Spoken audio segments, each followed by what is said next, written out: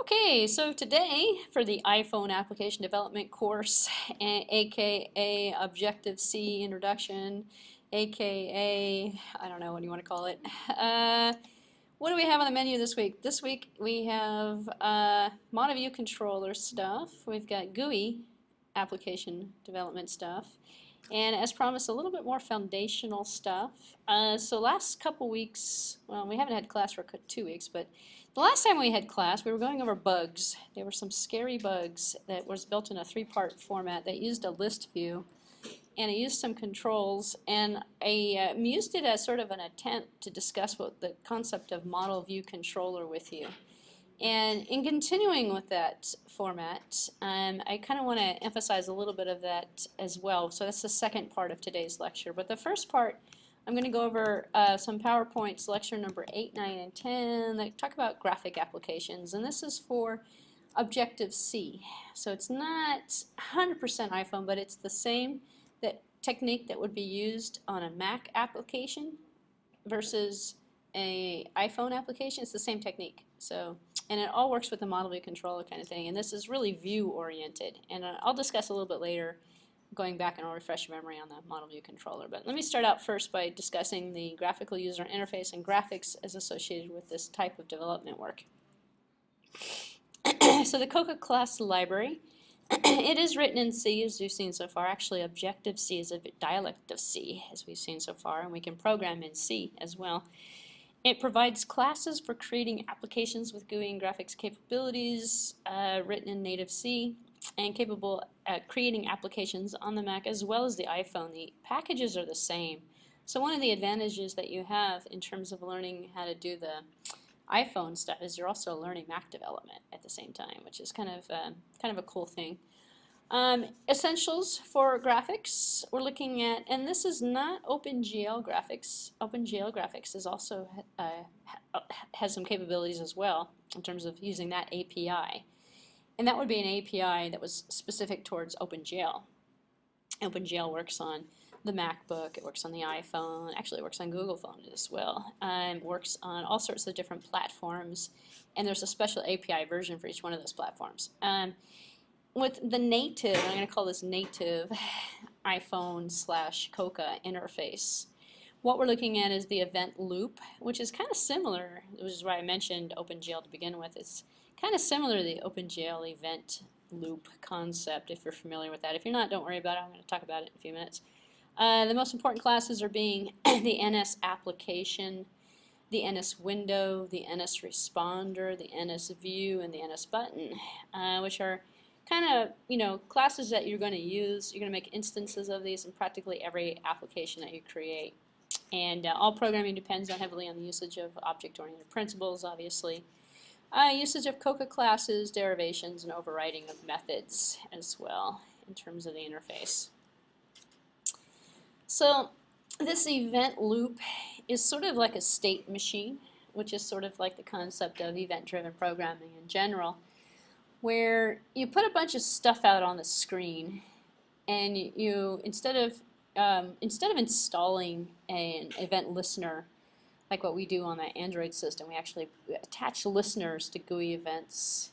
Instead, we just have an event loop, which is the listener that is looking for, did the user click on this list box? Did they change an item in the text field? What did they do? Which gives us our event-driven behavior from the GUI. So it's all, believe it or not, it's actually more automated and integrated on the iPhone versus some of the other development environments for mobile devices. But the event loop itself is sort of the foundation for the event-driven behavior that's occurring. It all really starts with the NS application. So this class represents the event loop. So the application is the event loop. So we don't actually create, we don't install a listener and set a listener and set the listener to listen on a button, which is what we do in the Android environment. Instead, we present a instance of an NS application, which gives us the event loop, which is the main body. It creates the loop, it starts the loop, it stops the loop. So NS application is really in charge of the events, in charge of the interface itself. NS window runs in the NS application. So you might think of this sort of as a hierarchy, if you think about it in concept. We have the event loop is the outer package, packet object, let's call it that, and then inside, if we nest inside an application, we could put a window, and in a window we got a respond, and we got a view, we got a button, we got all sorts of different things in terms of the levels of abstraction, if you wanted to take it to a more abstract kind of level. So past the NS application, we have the NS window. It initializes windows with various different window parameters, and the window is a window. It's the same as MFC, Microsoft Foundation class kind of development, but it's completely rewritten. It's completely different in terms of programming style as well. There's an entire structure to the NS window. We have a frame view, a content view, and we've seen some of these views already. The bugs had a list view. When we had the scary bugs, we loaded them into a list view, and we were able to put icons in the list view as well as text descriptions and all sorts of different things. And the view ends up being the view. And the view, in essence, from our model view controller, is our user interface. So it's kind of it's a little different, I guess, in terms of the philosophy of views versus UI. You know, in traditional application development, people used to create user interfaces. They had screens, you know, like login screen, password screen, main menu, you know, all these different kind of things. Well, you still have that hierarchy of screens, but instead of really calling it a screen, you're looking at a mobile device. It's kind of small. You're looking at views at that point, and the view is in the context of the information, of the model, for which, you know, and the model is really the data. The model of the application is the data component of it that's presented through the view with the underlying controller, and the underlying controller is the navigation. It's the button press, it's the scroll, it's the zoom in, the zoom out. If you press this button here, it takes you to that view over there.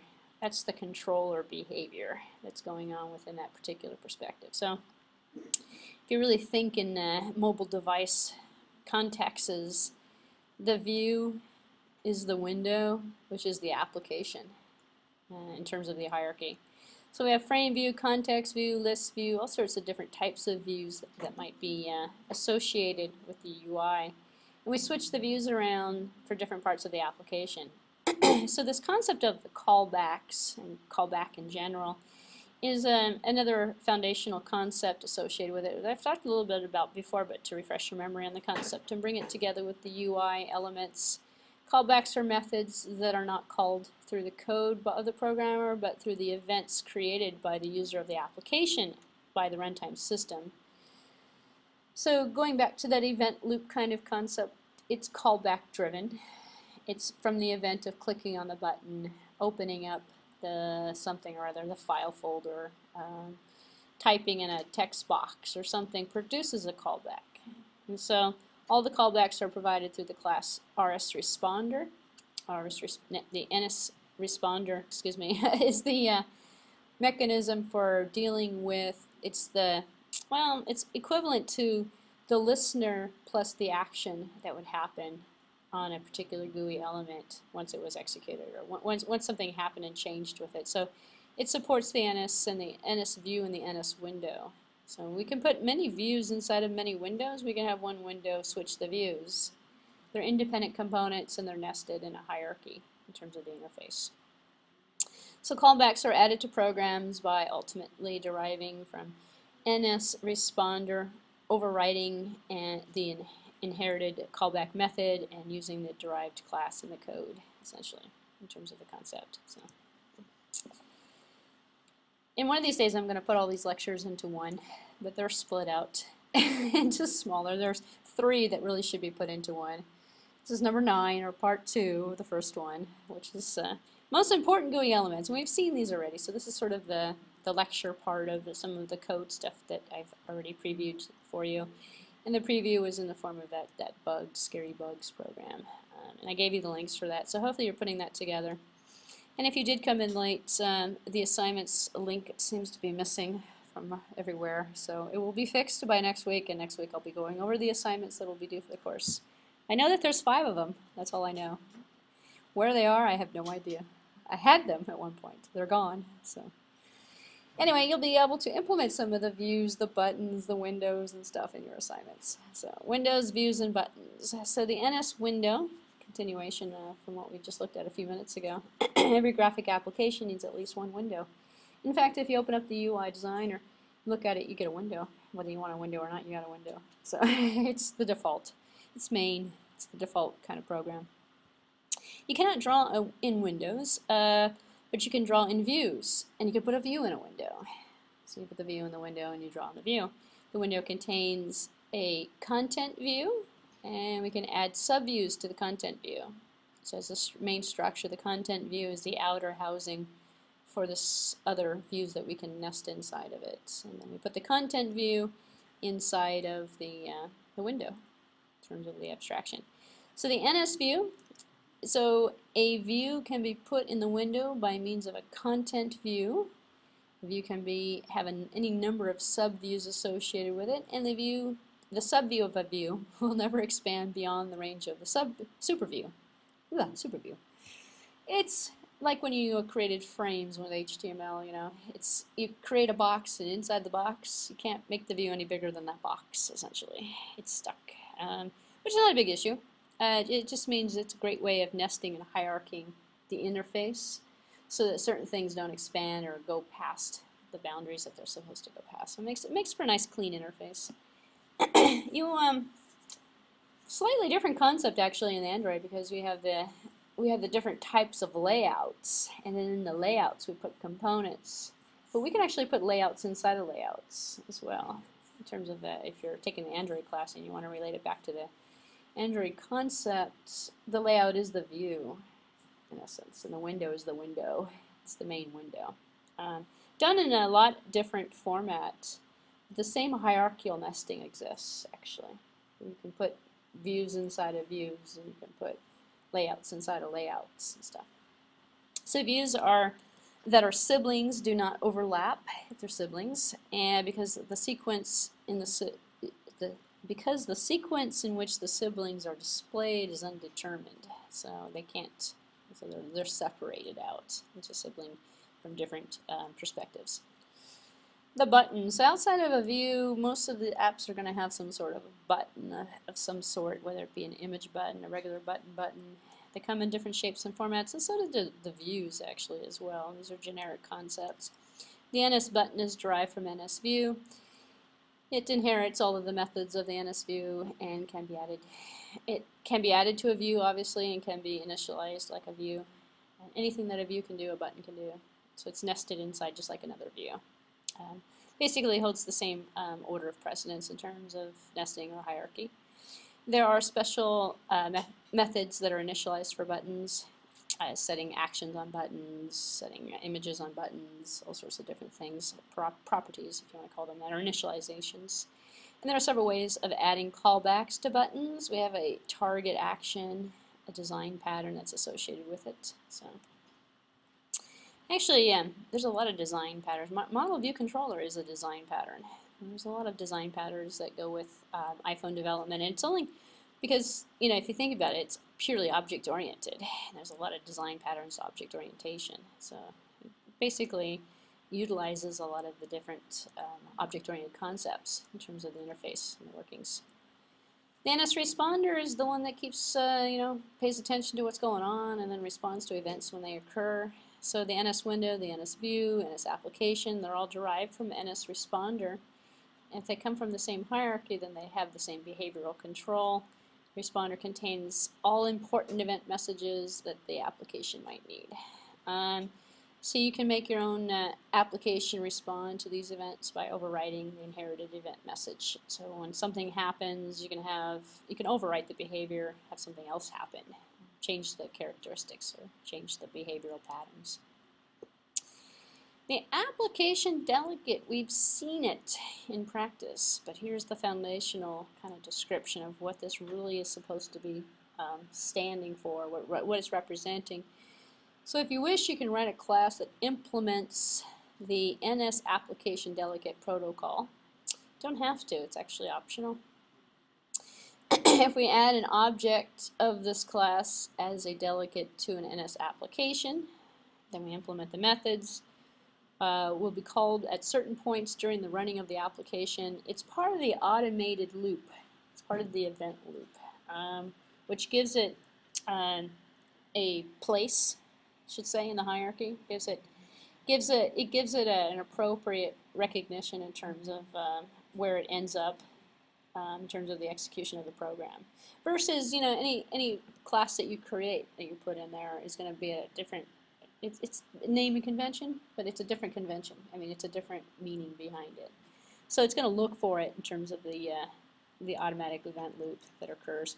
So you can do anything you wish inside of these methods, but they serve mainly to structure the application code and customize the behavior of the application. There's a lot of people that just use the application delegate and don't create any other extra classes. If you're creating a simple hello world program, which hopefully you've done so far, you're editing application delegate. It's kind of like the equivalence to the Android main activity. So it's the activity file, application delegate file. It's like the equivalence in terms of the activity class that gets created. Methods can do anything you want, actually. The program can do anything it wants. There's no restriction on that. Same way there's no restriction on an Android activity class either. You're just inheriting, and from an Android perspective, you're inheriting from activity, or if we saw it earlier today, map activity. And in an iPhone world, you're inheriting from NS object, and the application delegate is just like saying main in a C program. It's the main program. It's the starting point. So you can add more classes to it if you want as well. So the target action pattern. This pattern makes Cocoa graphics programming very easy and powerful. It's the target action. It's the pattern that associates with functionality given to buttons, given to GUI items, outside of buttons, anything actually in terms of event responding. So any method of any object can be made into a callback for a button click or for other GUI events. So it's flexible in terms of the methods for different objects. Actions and targets can be changed dynamically or at runtime, dynamically, or they can be set statically before the program actually does execute. Programming examples and lecture will make this clear. Well, actually, I'm going to show you the examples next week, but because we have too much lecture stuff to go over this week. But I'll have some examples coming up, and I'll point out this is the target action. In fact, we've seen the target action already in terms of clicking on a button or pressing on a button. The target action was to open up a separate view, and the view showed a detailed view of the bugs, which is what the target action was all about. Number 10. Oops. There we go. Part 3 of GUI. So, using the interface builder to create Mac applications. So, the interesting thing is, as you're learning iPhone interface building and iPhone applications, you're actually doing Mac development as well at the same time. You're doing Cocoa development. So you can do the same thing for a Mac application as you're doing for an iPhone or an iPad application, which is killing a couple birds with one stone if you think about it. In fact, it's all integrated into one, which is why a lot of people actually kind of take this route in terms of learning objective, because you can learn multiple different platforms all at once. So, what do you learn with the Android? Well, you learn Android. Well, there's a lot of different platforms on the Android as well, though. So, and pretty soon they're saying, actually, a side comment, they're saying pretty soon that there might be some Android, desktop. Well, there are some. Some of the ePCs have Android written on them instead of Windows. I'd love to see Android take over Windows, actually. Get rid of Windows completely. And just have Android operating systems. It's such a much better interface, if you think about it. So, of course, there's no .NET, and there's no Microsoft. Yeah, I'm not a huge fan, so I'm not going to miss anything. So, anyway, basic starting sequence. We know this already because we've seen it in iPhone development, but just to review the concept, if you were going to relate it to Mac OS X application development, we start Xcode, we choose a new Xcode project, choose OS X application, or choose iPhone. It's going to be the same essential toolkit and the same essential approach.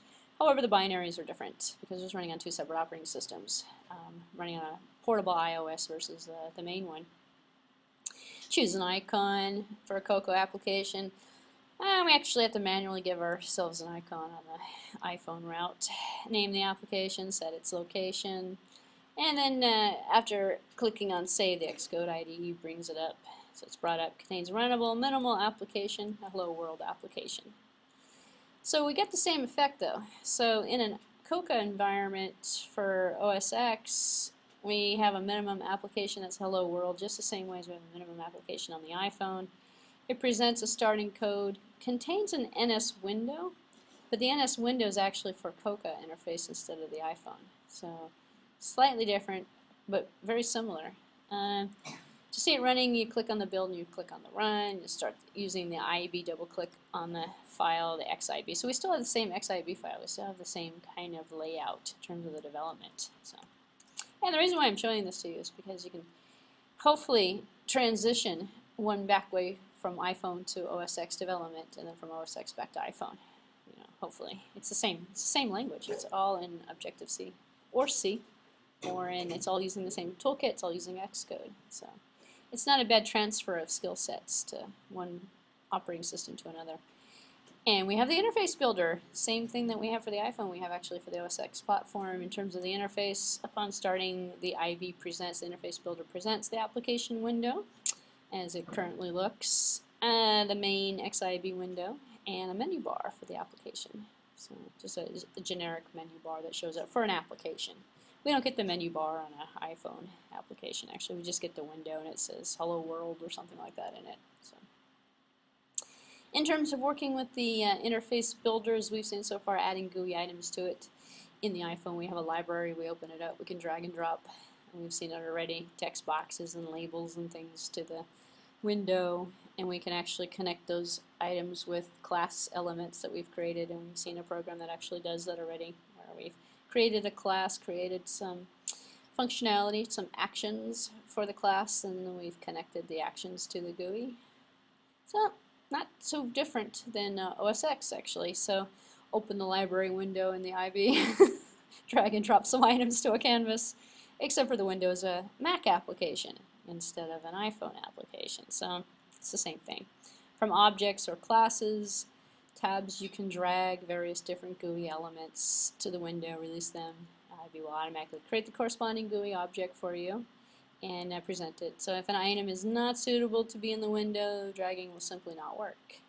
Actually, that's the same thing you're going to find with the iPhone development. If you try to drag an item from the library to the window and it's not supposed to be on that window, it's like a menu or something, or it's something that doesn't go that way, it just doesn't work.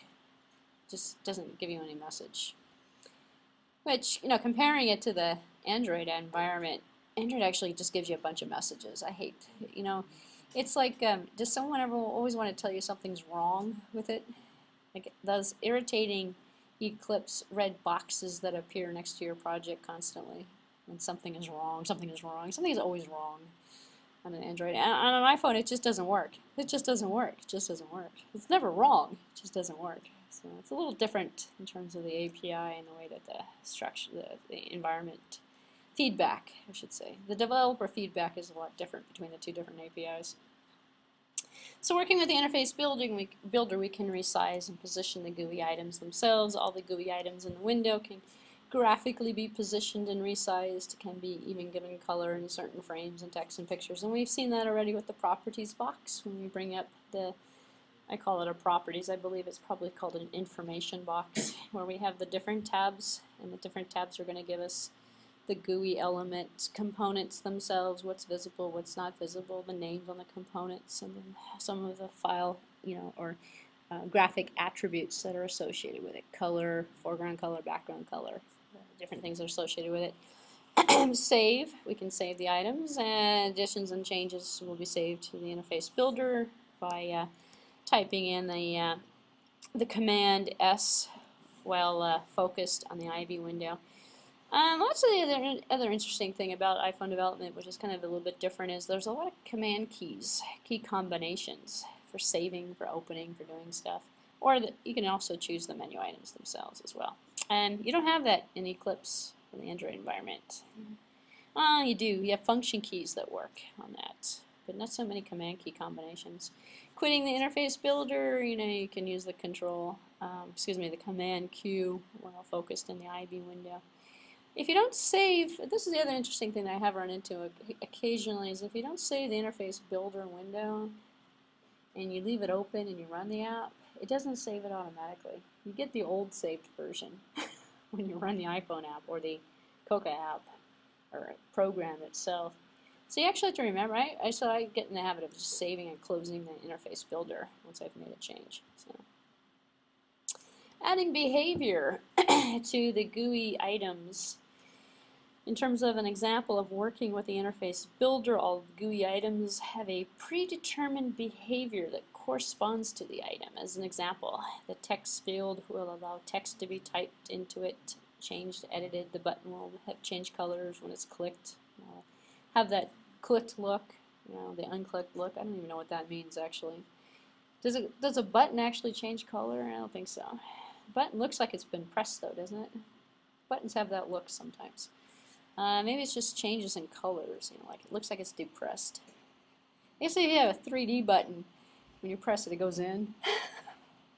There's a button supposed to go in, right? And the links, when you click them, when you press on the links, they're supposed to change colors and stuff. That actually gives for a nice user experience if you design it correctly. You could design it counterintuitively, though, make the links change when you don't click on them. So.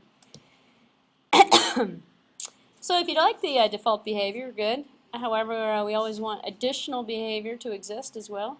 That is determined by the logic of the application. For example, the text typed into the text field should be analyzed by your program code.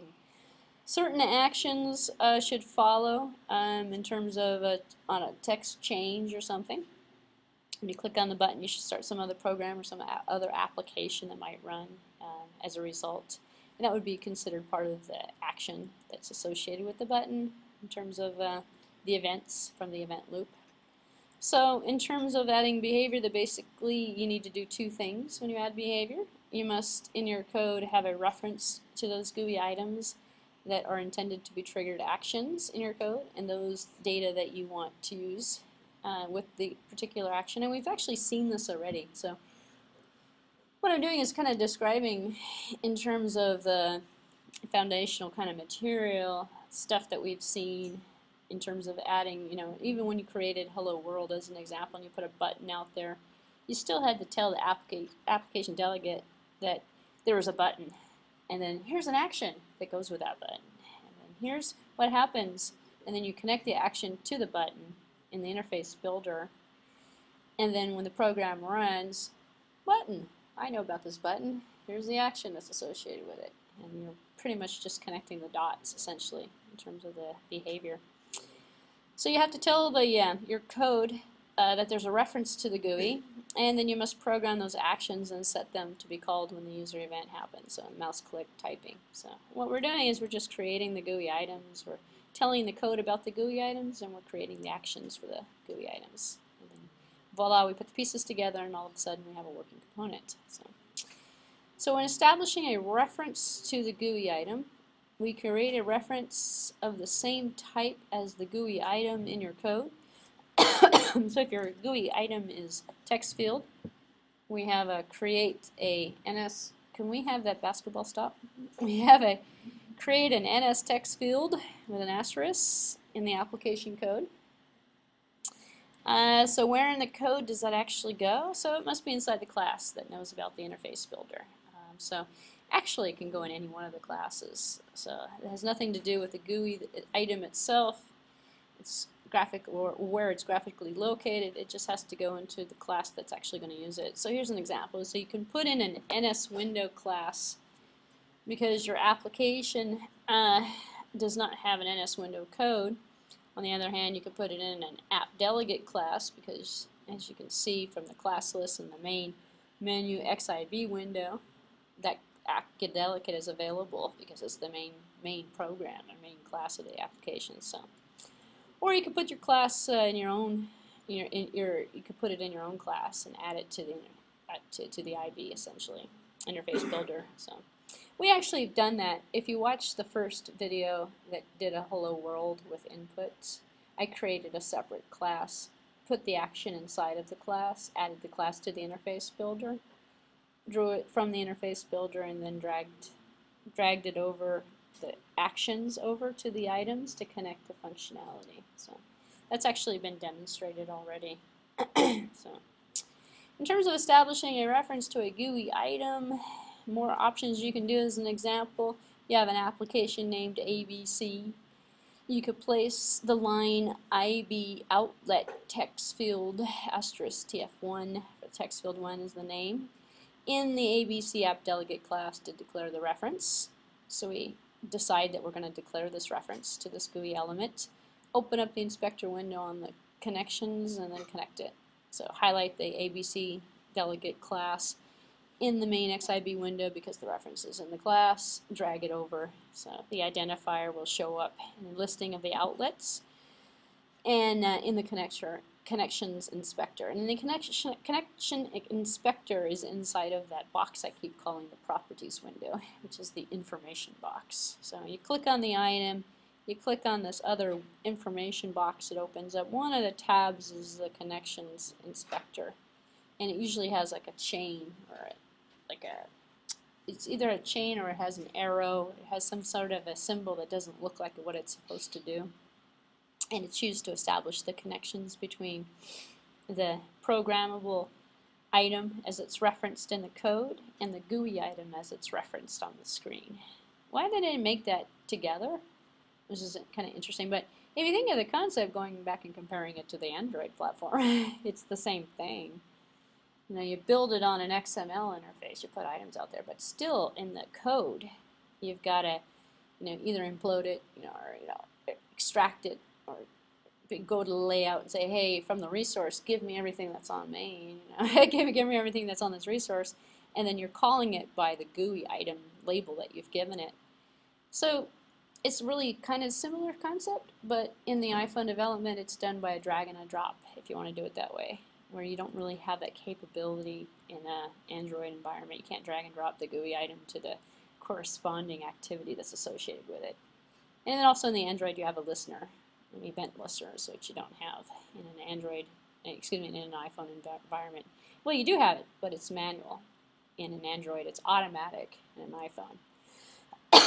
So establishing a reference with the GUI control, here's the, we've seen this actually already, but here's a review, just in case you've missed this lecture. And this is what I'm calling this properties box. I don't know what they really call it, information box. And I believe it's the arrow tab here.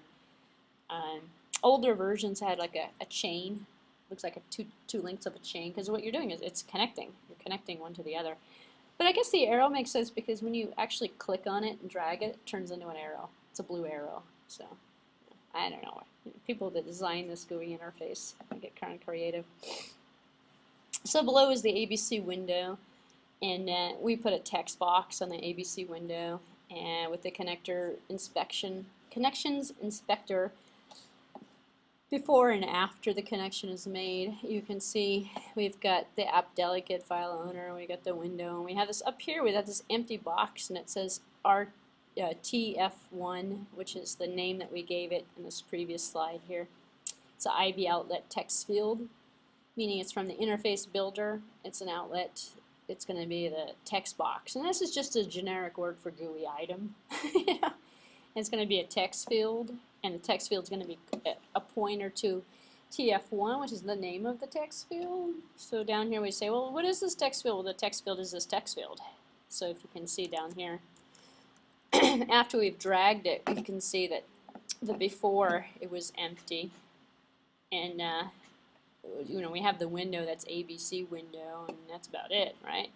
So for this outlet, what we've done is, in fact, we've connected it to text field, and the text field is this text field up here. And the way that was done was a simple drag and a drop. So the connector, you would simply actually click on this. I can't click on it because the slide's going to change on me, but you click on it, you drag it over, and you see this blue line with an arrow, and you put it on top of this text box, or you put it on top of this text box, depending on which window you're in, and the connection is established for you automatically. You could do it that way, or you could do it programmatically. But This is the easy, this is the most preferred way. And actually in the first couple of APIs that were out, it was all keyboard controlled. Now it's mouse controlled, which is nice. I believe you can still use keyboards though, keyboard actions to connect it. So, but usually the mouse is more intuitive. And so this is sort of, for those of you who have been attending, we've seen this live as well. So you hopefully have connected the dots at this point, or connected the components, the outlets to the code. So adding an action to the GUI item, we can write the code as a method of any one of the classes and that the interface builder knows about. For example, the app delegate or any class of our own making that you can make known to the interface builder. Well, how do you make it known? You just stick it in the same class folder. So if you, whatever you put in the app delegate folder, which is the class folder, object folder, it's going to be seen in the interface builder. So in one of the examples, actually, I made a separate class, and I stuck all of the actions in that separate class. And you have to excuse me, I have a little bit of a throat issue right now. Getting over a cold, and my throat's not agreeing with me right now. I'm going to just take a drink of water. That might help. Ah, much better. You ever get that like little scratchiness that just makes your eyes water? That's what's going on right now, except for the eyes aren't watering, so I'm too dehydrated. Anyway, so we have this folder of objects that we've created, and if you don't want to keep using that app delegate, you don't actually have to. Anything you put in there will be recognized by the interface builder, and if it's recognized, then you can actually drag the actions from that class. And we've seen that actually in one of the examples. So if you missed it, go back and take a look at the first Hello World. I create a class and I do just that. So you can actually kind of see that working. And then you want to click on the GUI item in the application window, whose action you want to set to. And then you open up the connection inspector and you drop it, which is essentially what I described for you in the last slide. So under the sent actions list, you'll see the selector for that particular item. Click on the empty circle, drag it to the window itself, to the item, release it, and the automatic connection is created. So upon releasing, a listing of all of the implemented methods that can serve as an action for that one is going to be shown. Basically, you see it shown in the end.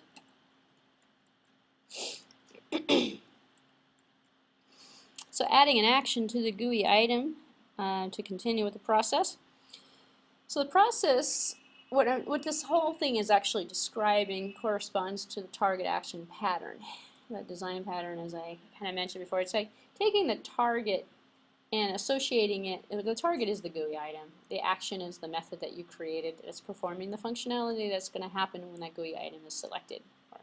And the GUI item selection in terms of the target, you might have, and not shown in this picture here, is if we had, let's say, a box, or we had something where, you know, down here on the bottom where it says text field, let's say that was a button or something. It could be, or a mouse click or something. It could be, was it a right mouse click, a left mouse click? Was it entered into the item? Was it entered out of the item? Was it a click, a double click, a single click? All of the different behaviors associated with it can all be performing different actions. And if that were the case, we would have different actions associated with the targets. And we can simply assign them, and then we would have the appropriate behavior occurring on the appropriate action. So it's really referred to as a design pattern. So the target action pattern that we use in writing the app without an interface builder, the action method must be written with one parameter of a type ID, and the type ID is the corresponding type of associated action and GUI item, so we can essentially connect them together. These are the elementary steps of using the interface builder. There's obviously more to it because there's so many different types of GUI items that can be taken from the library. And there's also different types of nesting that can occur as well in terms of some of the windows inside of windows and controls inside of the windows, etc. and so forth. So it's basically just a rough overview of the, let's call it the textbook material for the examples that we've been seeing so far.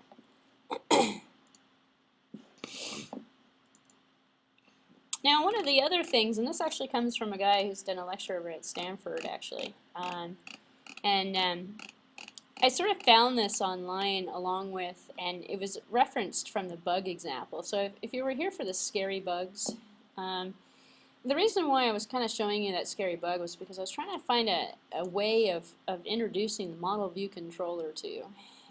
Because it really is the foundational design pattern for a lot of iPhone and a lot of, actually, a lot of GUI, a lot of object-oriented application development these days. And the interesting thing is I kind of ran across this lecture and I sort of liked the way, and I'm going to skip through all of it, and I'm just kind of showing you these. There's a couple of pictures in here that I kind of want to pinpoint to. Because he really does, this guy really does, we'll give him proper credit here. He is, this is from a class taught in 2011, it's only about a year ago, on an older API, developing applications at Stanford, actually.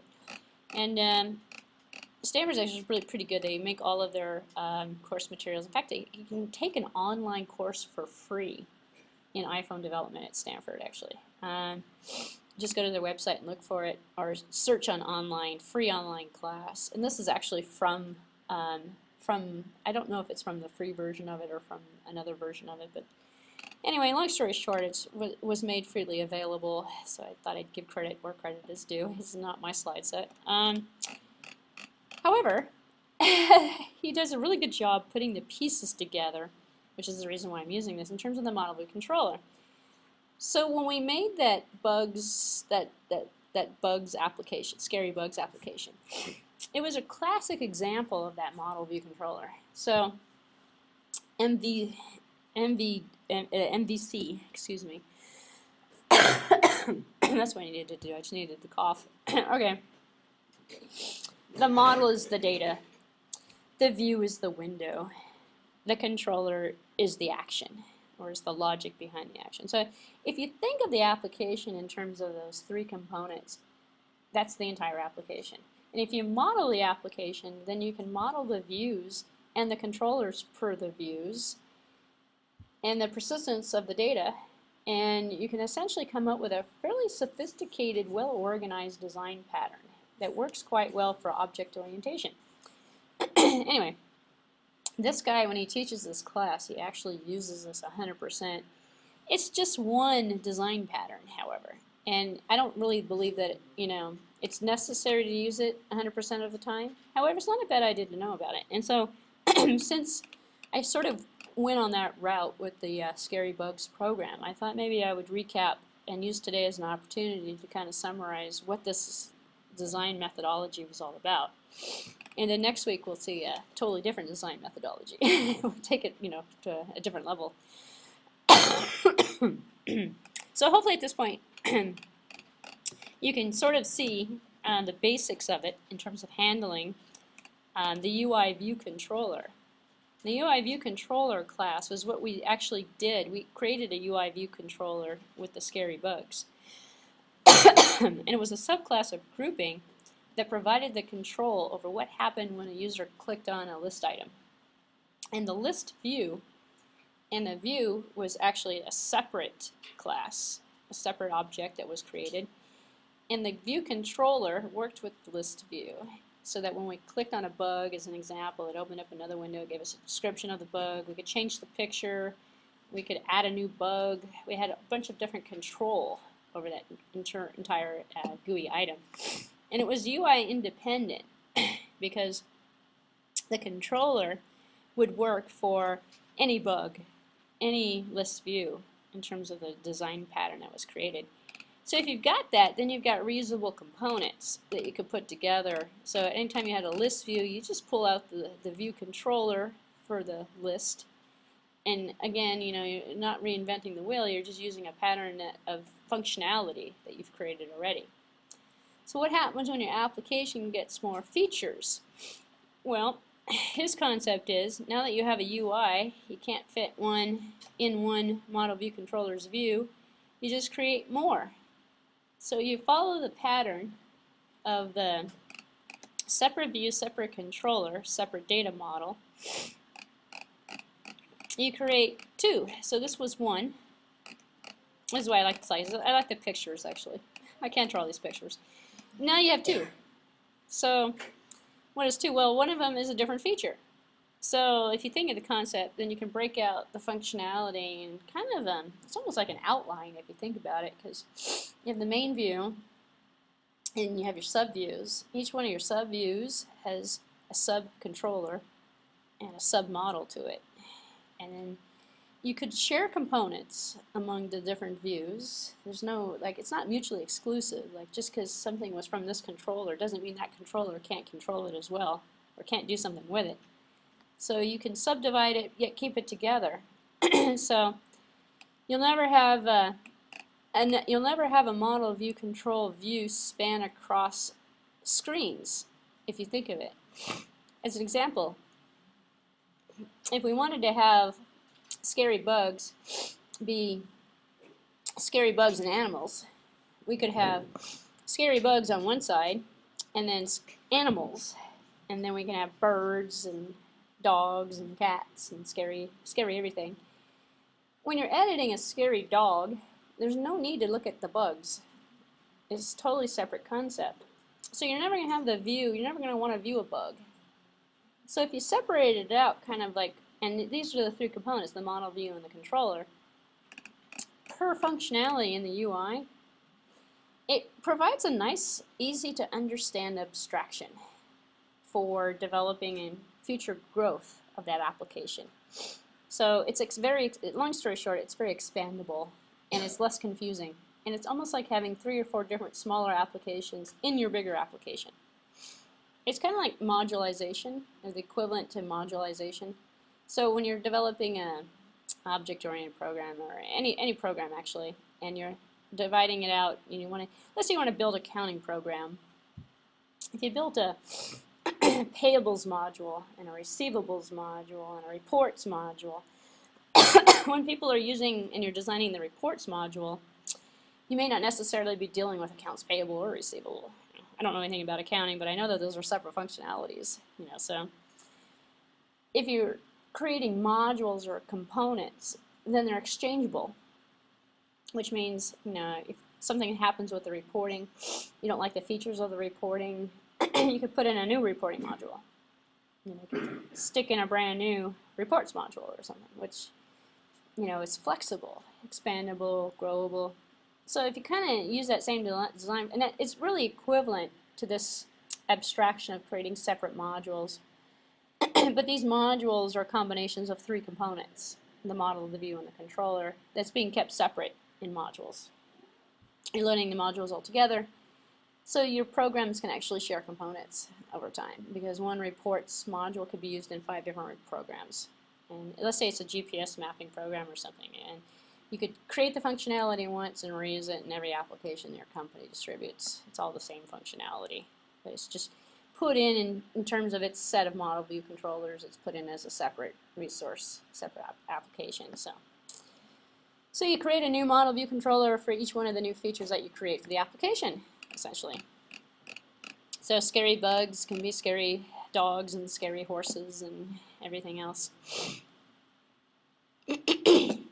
So how do you switch the screens to show the other model view controllers? Which within the controlling. So the model view controllers are working together. We use the controller of the controllers to do that. So for example, we have a navigation controller. So if you have an accounting program that has accounts receivable, accounts payable, reports, all these other little things, you have another controller of the controllers that comes through and says, well, the user selected this item. Well, that's from this module. That's in the payables module. So the payables module functionality starts working. Or they selected that feature over there. Well, it's from a different module. So you have a controller for the controllers, essentially, which is the design philosophy. And the window is sometimes the controller for the controllers. So you could create the GUI components, actually, to control the sub-components in terms of the hierarchy. And this is kind of like how all these pieces sort of fit together. The navigation controller is controlling the separate model view controllers that we're putting together in sets. So with all the pieces working together, The controller's view would sort of look like this. It would have you know, the navigation controller, which might have major buttons, smaller list views or something. And then inside of each one of those would be the smaller model views, the controllers that would be part of the subsystem. Anyway, if you're interested in this, I could post a link. Actually, I'm not going to go through the whole thing, but I sort of wanted to bring up the concept in terms of showing you the concept of all of the sub-pieces working together and the modularization that can occur using the model view controller. So in here we've set a root view controller outlet to another controller. So it kind of grew on itself. So we had a regular navigation controller. The navigation controller picked up a root view controller. The root view, I mean, we're just taking it to another hierarchy at this point for the navigation controller. And then it works with the view controllers. So essentially what you're doing is creating a hierarchy of model view controllers through other controllers. So anyways, it's kind of interesting. I don't really follow and I don't really agree with all of the design methodology. And this is not set in stone. Like, you don't have to use this philosophy. But it's very popular in terms of design techniques or design patterns. And the bugs actually follow this. They follow this pattern. It doesn't go past a hierarchy. It's only one model view controller in the Scary Bugs application. But if you follow, if you missed it and you looked at that video, the Scary Bugs follow the model view controller design. So. All right. My voice is not holding out. I'm actually going to call it quits because we're gonna have a short class today because this has been a struggle. So, what I'm gonna do for you though is what have I got here? No, I'm not gonna start in on anything new. What I'm gonna do is stop this for today. Next time we'll try to go a little bit longer, make up for what we missed today. And I want to go over the assignments for you. We are about halfway through the course, and let me just pull up the syllabus real quick, actually. Just to refresh my memory.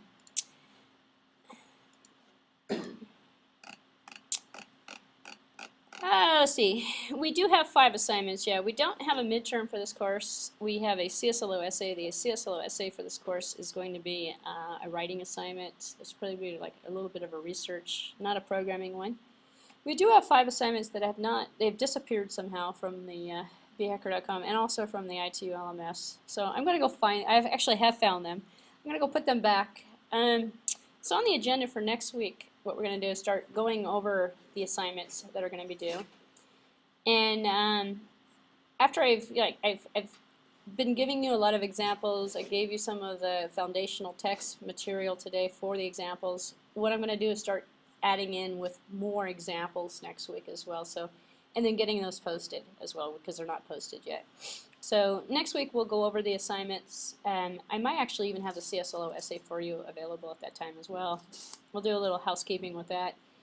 And then we'll start in with some more examples. And what I really want to start doing now that I've introduced, and you should have probably a pretty good idea about the programming environment at this point, the interface builder, the classes, the model view controller, a lot of the foundational material for application development.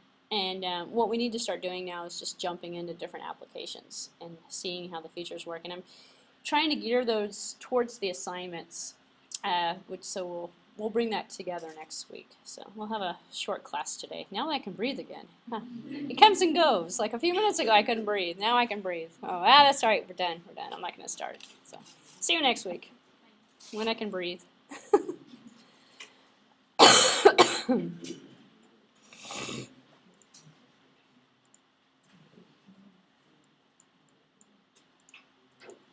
Uh-oh. Stop capture.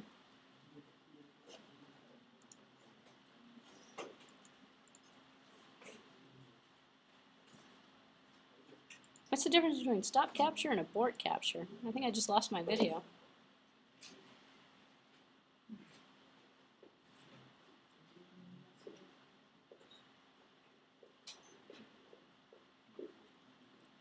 No.